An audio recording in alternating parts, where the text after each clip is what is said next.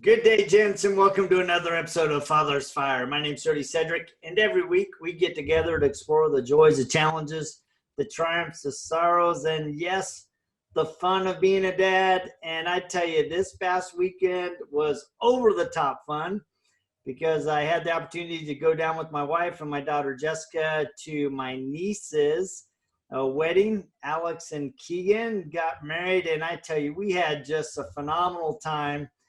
And so I actually want to talk about that because I've invited my brother, Chad, the dad of Alex, to join us for this episode. But before we jump into that, I want to remind you that I'm part of the Speak Fire family. So make sure to check out the rest of the crew because we're all invested in helping you become the best version of yourself.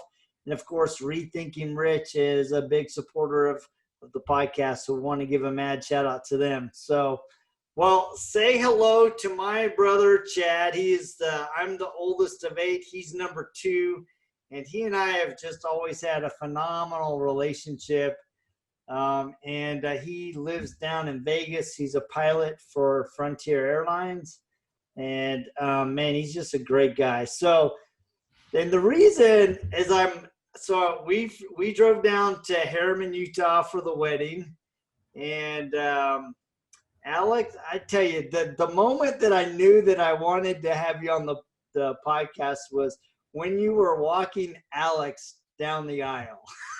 Yeah. Why is that? What about that? I mean, I have never seen you smile that big in my entire life. I mean, it was like, hey, man, I'm walking with my baby girl.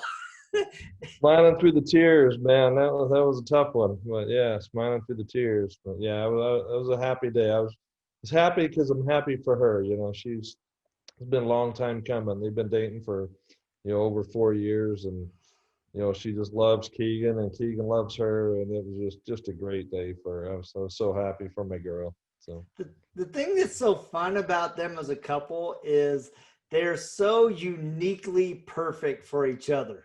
They really are. Keegan's Alex she plays rugby, so that tells you a lot about her personality. Yeah. But she's very aggressive. She's very playful. And Kegan is exactly that. So now you've watched your baby girl grow up. And how's it feel as a dad to have your baby girl, to hand her off to another young man to entrust her with the rest of her life? It's been a long time coming, but the nice thing about it is I trust Kegan implicitly.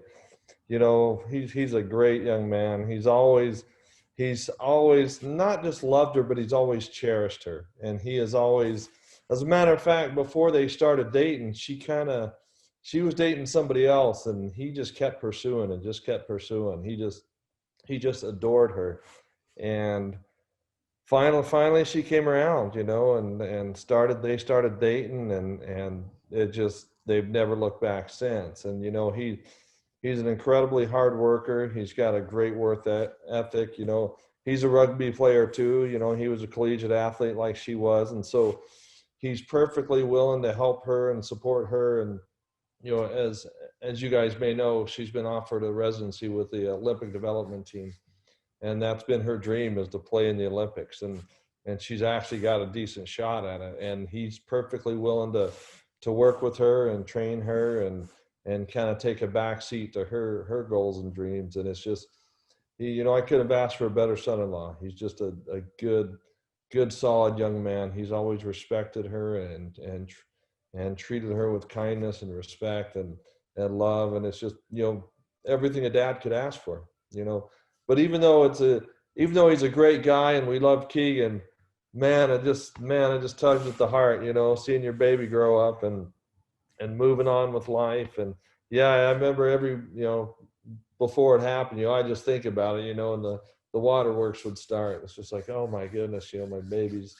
baby girl's growing up. And yeah, but part of life, not an easy part of life sometimes, but no, we couldn't be happier. Kegan's a terrific young man, and I love Kegan like a son, and he's gonna do good by her. So Yeah, reflecting back, as I watched them date for so many years and then to finally go, all right, we're going to get married, and just to see the joy in each other. And I guess, it made me go, all right, because my daughters are getting to the age where they could get married. I mean, they're similar ages as Alex.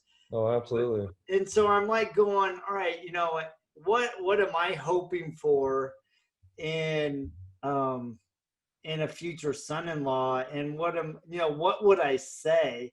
So let me ask you a question, because I had the rare opportunity when our brother-in-law Derek asked Dad for Becky's hand in marriage, to actually be in the back seat.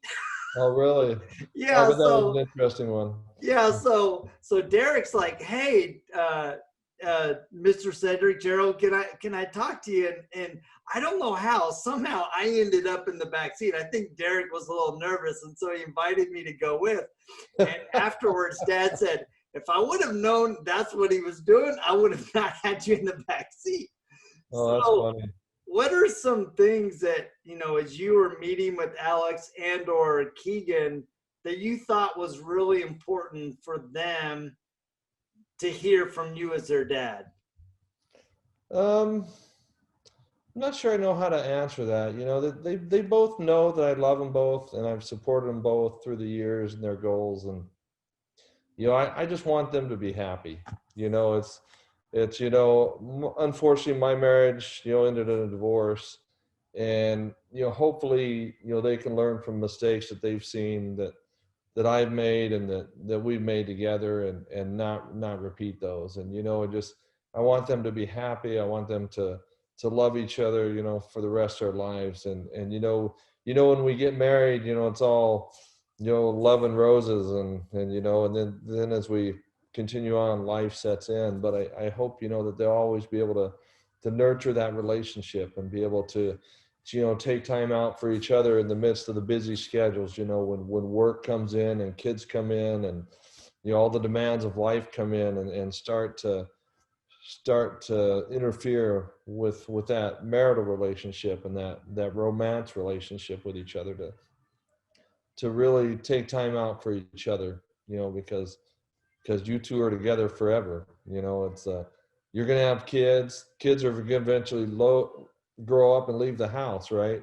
But guess who's left? It's the two of you. So at the end of that time, you want to be able to still love each other and be glad that, hey, it's just the two of us. This is pretty awesome. So, but I have a lot of confidence that's going to be the case for those two. They love each other, and it's evident. And so, yeah, that's all I can wish for them. Just love each other, and take time for each other, and treat each other with kindness and respect. Yeah, I think one of the things is I've thought about what you've shared today is, Kegan, when they were dating, was in hot pursuit mode, right? He knew that Alex was a girl that he wanted, and he really went out of his way and continues to go out of his way to pursue her, to cherish her, to make her feel special and loved. And I think that's an important thing for us fathers and husbands is, you need to be in continual pursuit of your wife, Right. because it's easy to let things go flat, or even not even go flat, just get so busy that you don't make time for each other. And it provides a great groundwork for your relationship to slowly die over time if you're not continually pursuing and nurturing and cherishing that relationship. Yeah, absolutely, absolutely, 100%. I mean, that is key. That is key and critical to any successful marriage. I'm thinking about, I've been looking at my own self and my young daughters and my kids in general. And I'm looking back and I'm going, all right, are there things that if I had to do over again as a dad, now that they're starting to go into college, they're starting to pursue careers, are there things that I wish I would have done? I don't like to live in shoulda, woulda, coulda, right? Right. But it's easy, especially when you have these key moments where you're loading your daughter up and packing her all of her stuff into the Suburban and driving her down to UVU, you're going, wow, did I do enough? Did I teach her Yeah, and give her exactly. the foundations? Have you had those kind of inner searching as you've looked at Alex, and especially as you're handing her off to Kegan? Yeah, yeah. Of course, you always wonder. What could I have done better? What could how could have I prepared her for life better? How could I have spent more quality time with her and her brothers? And, how could I have been a better father? Yeah, I always second guess myself from that aspect. But, like you said, you can't live in the past, and, you can just hope and pray that, you've raised them properly and with good values and morals, that they can be good human beings and productive citizens of society, and continue to support them in their dreams. And if you made mistakes in the past, which everybody does, just learn from those mistakes and just move on and continue to build and nurture that relationship with your children, even though they're growing and they're going off in their various directions with careers and marriages and stuff. But yeah, continue to support them, continue to be there for them. They're going to have challenges in their lives, whether it's employment or marriage or anything, but as a father, she knows I'll always be there for her. And that's without question. Yeah, That, so. yeah. I was just thinking about. I remember when Judie and I went to mom and dad and said, "Hey, we've decided to get married." And dad said, "Okay, well, if you're deciding to make this big decision, I'd like to sit down and just talk to you guys for a few minutes." And we were sitting in that Rigby home, that that place Yeah. that's cold all year round, sitting at the dinner table.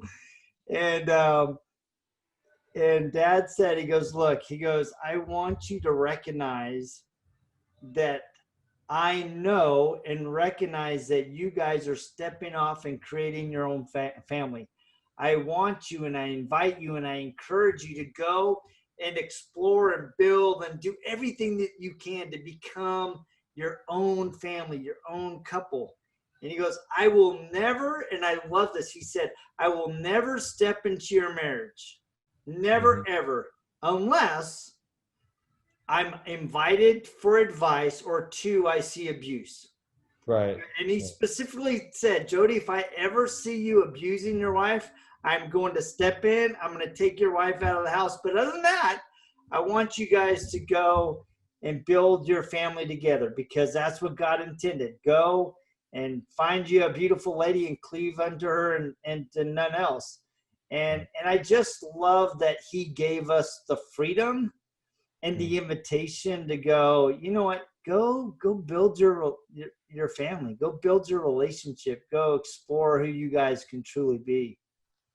Yeah, dad was the perfect example of that. I remember growing up, and he always adored mom. There was no question that there was that love there for our mother, and he always treated her with love and respect. And like you said, he was always with us, the handoff to life. Hey, live your best life, like you said, don't, treat your wife. No, well, I misstated that. Don't treat your wife bad. Treat her well, and just all the things you said. And yeah, he was terrific. We were very fortunate to have such a good father in our life, who was a good example, and showed us what it was like to be a man and a father. I'll always look up to and respect our father without question. So. Yeah, our dad, I mean, we knew that mom was preeminent in dad's life. Oh, absolutely. I can distinctly remember if we ever got mouthy with mom, guess what, dude? The bull came out with the horns. There was no question that we would ever disrespect our mother. And that was unquestionable. That was something I always tried to instill in my kids. Like, when I was married to Melissa, it was like, you will not disrespect her. That's without question, you're gonna get the horns if that's the case. So Yeah, I remember one time he actually said, and it may have been to me, it may have been to one of the other siblings. Who knows? I just remember him very poignantly going, "She may be your mom, but she is my sweetheart, right, and you will never talk to my sweetheart like that again." exactly. I And I remember that love that, distinctly. and I see that kind of passion and love from Kegan towards Alex, right? He's gonna take good care of her, and Yeah, that's he'll got be to he'll make. be a protector. He'll be a protector, guaranteed. Guaranteed. Yeah, I wouldn't want to be on Keegan's bad side. Keegan's, he's small in stature, but that young man has got to be one of the strongest kids I've ever seen. I mean, he's a beast. He's a beast. Yeah, I wouldn't want to tangle with him. So anybody crosses Alex, you guys are freaking in trouble, man. Look out, because that guy's going to come after you and he'll beat the hell out of you. He will. He flat out will. Without question.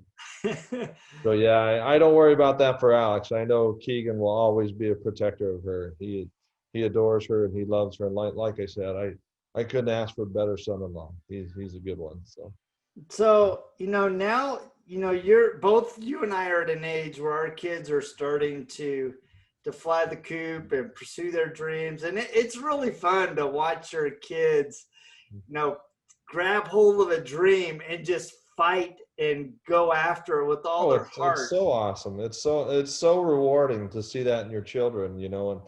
And one, like I look at my three and each of their individual pursuits and watching them reach their goals and seeing them strive for more goals. And it's just fantastic to watch them see, the joy, that they experience, when they grad, Jordan and Alex both graduated from college this year. Ethan graduated from high school, and just seeing that accomplishment for all three of them, and seeing them pursue their dreams, and it's just, yeah, it's all you can ask for your kids, to watch them succeed and meet their goals and be happy. And as a father, it's just extremely rewarding to see them succeed and move on with life and understand things about life that, when they're teenagers, they're like, Dad, why do you do this? Or why is this so interesting to you? Oh, that's so dumb and so boring. And now as they get older, they're like, oh yeah, I kind of get it now. Yeah, that is kind of important in life. And so, yeah, it's funny to see those changes as they grow and mature. But So what are, if you could give a couple, one or two, three nuggets for a young dad or a dad midway through the process, or even a dad, where we're sitting, what are like a couple key things that you think are just absolutely critical for a dad to do for his kids and or his family? um, yeah, I can think of a few things, and when I do this, please understand, I'm not saying that I was excellent in those goals myself, because I know I fell short in many areas. But one of the things is to be an example. Be an example to your children of what's right. It's easy to give lip service. The do as I say, not as I do. That's easy. That's the easy part. But it's actually living up to your values that you're teaching your children. Number two, time. I look back and I look at things that at the time I thought were important. And hey kids, I'm tied up. I got to do this. Nah, nothing's more important than time with your kids. That the work project or your little hobby or your little outside interest, your social media, whatever the case may be. Yeah, put it on the back burner, man. Spend every time you can with your kids. I mean, that's crucial. And third, I would say just be there for them. Our kids, I think this is one area I think that Melissa and I were successful. They always knew they could come to us. If there was ever a question or a problem or in their lives, they knew they could talk to us about anything. They knew we were there for them. So those I think would probably be my top three. And like I said, when I say this, please understand, I'm not saying that I was by any means excellent at those. As a matter of fact, I probably fell short in many areas, and they would, excuse me, they would probably be the first to agree with that. But it's that would be my advice, I think. So. Yeah, I love those three nuggets. And it's funny, right? Because sometimes Judie she'll actually throw the podcast in my face. She'll go, "Didn't you just talk about that?" I'm like, "Yeah, I did. It doesn't mean I'm perfect at it. It means Yeah, that I'm exactly. aspiring to become that. And I'm inviting other men to become that because I can see that it leads to happiness. I can Yeah. see that it Yeah, we know what we're supposed to do, dear. We know exactly what we're supposed to be doing. So we're all working. We're all a work in progress here. And that's the beauty of it, right? It's I think all of us men and as fathers, while we are aspiring to be better, we need to also give ourselves some grace and go, you know what? It's okay to stumble. It's just, are you going to get up and press forward and be a better father, be a better man when you get up?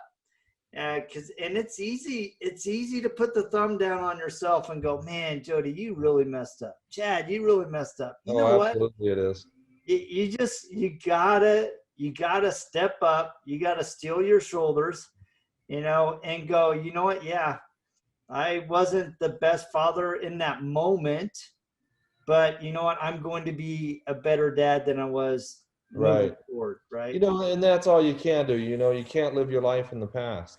All you can do I look back and I know I've made a lot of mistakes, in my personal life, with my wife or my ex-wife, excuse me, with my children. And yeah, I've got things that I regret, but you can't live in the past and dwell on that. You've just got to, okay, I'm going to learn from those events and I'm going to move forward and be a better person and a better father in the future. And, that's really, really all you can do. You can't dwell on those past mistakes. No, you can't. Well, man, I want to thank you for giving me a little bit of your time and having a personal, heartfelt discussion. I hope that those of you that are listening, that you have even half the relationship that I have with my brother Chad and my other brothers. I mean, we have truly been blessed, and it's a Yes, we have. legacy to our parents. Our dad and our mom, they were 100%, 120% invested in each other. They were invested in us as kids, and we are the legacy of their dedication and commitment to each other. So we have to give them a mad shout out, but I want to give my brother a mad shout out because I love him with my whole heart, have mad respect for him and the man that he is, a father that he is. And I'm just so grateful that you took the time to be a part of the show, Chad. I'm back at you, brother. Yeah, we've been truly blessed. You hear these horror stories of families and they just get older and, there's this distance between them. But, we've been very fortunate, with our family. We all like each other. We like each other, we love getting together. We love sharing time with each other. It's just, yeah, it's a magical thing. And, in this world, that seems to be a rarity in some cases, but we've been very blessed. And like you said, our parent, we owe it all to our parents. They set the example. We had a great father who led as a leader and a patriarch in our household, and he taught us what it was to be a father and a husband. And we had a great example to learn from. So we've truly been blessed. That's for sure. Cool. Well, thank you so much. And to those of you that are tuning in, thank you so much for joining me every week. I just love these conversations. I especially love it when I have the opportunity to meet with other dads, to hear their perspective.